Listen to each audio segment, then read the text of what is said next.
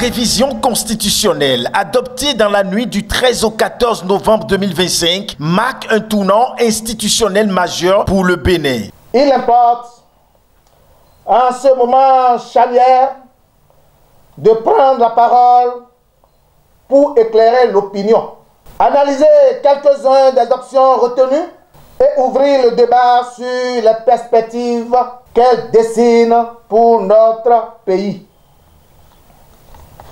Ce qui s'est joué au Parlement est le fruit d'un processus long, complexe et exigeant. Une révision constitutionnelle requiert non seulement un savoir-faire juridique, mais aussi une vision politique, un sens de responsabilité et d'une capacité à anticiper les besoins du pays. Les députés ont engagé un travail avec sérieux, avec un contexte où les défis nationaux exigent des constitutions plus cohérentes, plus stables et plus adaptées aux objectifs de développement.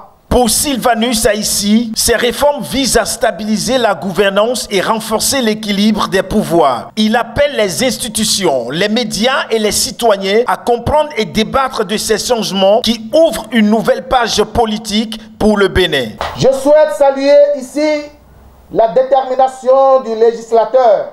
Les représentants du peuple ont su examiner chaque disposition avec rigueur, mesurer les implications pour équilibrer des pouvoirs et prendre en compte les aspirations de la société. Leur engagement a permis d'aboutir à une réforme qui modifie des éléments essentiels du fonctionnement de notre République. Je ne parlerai que de deux grandes réformes ici. La première mesure majeure est l'allongement du mandat présidentiel, du mandat des députés et de celui des élus locaux à 7 ans.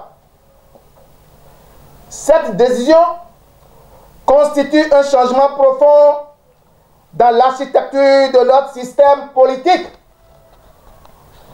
Sur le plan institutionnel, porter ces mandats à 7 ans vise à stabiliser la gouvernance. Dans un pays où les exigences du développement demandent constance et visibilité, un mandat plus long permet d'inscrire l'action publique dans un temps cohérent avec la durée des réformes structurelles.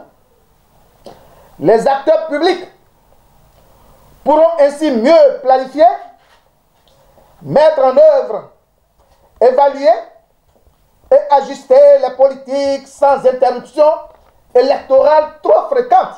Dans une démocratie vivante, il appartiendra aux institutions, aux citoyens et aux responsables publics d'en discuter avec objectivité afin de comprendre cette nouvelle temporalité politique pourra servir l'intérêt national. La seconde disposition marquante est l'instauration d'un Sénat. L'introduction d'une chambre haute dans notre système parlementaire constitue une évolution institutionnelle majeure. La création du Sénat répond à une logique de rééquilibrage institutionnel. Elle introduit un second niveau de réflexion et de contrôle dans le processus législatif. Le rôle des médias sera décisif pour assurer une information fiable et équilibrée. Celui des institutions sera déterminant pour garantir les explications techniques et pédagogiques. De ma part, je resterai disponible pour participer à cette dynamique éclairage et pour accompagner, autant que nécessaire, la compréhension des changements engagés. La révision constitutionnelle adoptée ouvre une nouvelle page dans notre histoire institutionnelle.